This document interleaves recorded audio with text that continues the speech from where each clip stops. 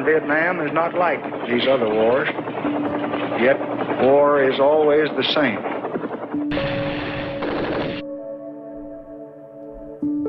General Baldwin looked at me and said, "Scott, would you like to go to Vietnam? I could make that happen."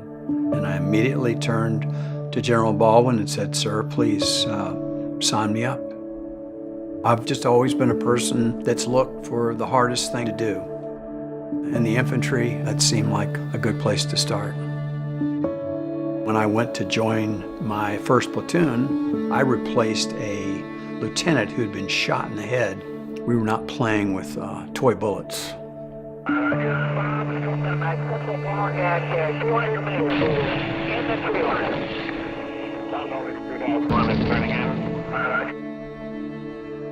We were on an Eagle flight going into an unsecured LZ. We saw looked like five people in black pajamas, and they had what looked like weapons, at least from 1,000 feet. So the Cobra gunships went in, mowed them down with their miniguns. It turned out they were children ranging from about 16, 17 to as young as 5. I remember just saying, and with all the dust and noise, this should have never happened. It is young men dying in the fullness of their promise. It is trying to kill a man that you do not even know well enough to hate. When I came back, there was the awful lot of revolution going on in the 60s.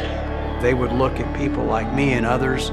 We were baby killers. We were not part of the culture that they wanted to help.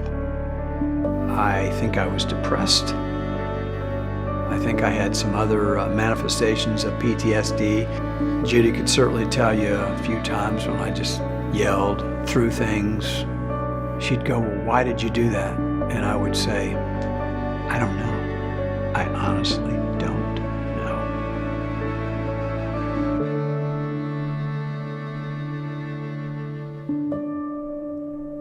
Even as a minister for decades now, I don't want anybody to think I've got it in one duffel bag, because I don't.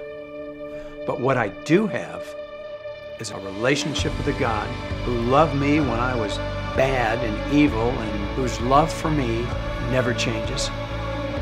Engage Your Destiny is a ministry that understands that a human being that's carrying a burden, and most of us are, it is important to get that burden off your back. And when the Bible talks about, give your burdens to Christ, lay your burdens at the foot of the cross, the veteran is encouraged to write it down and be specific.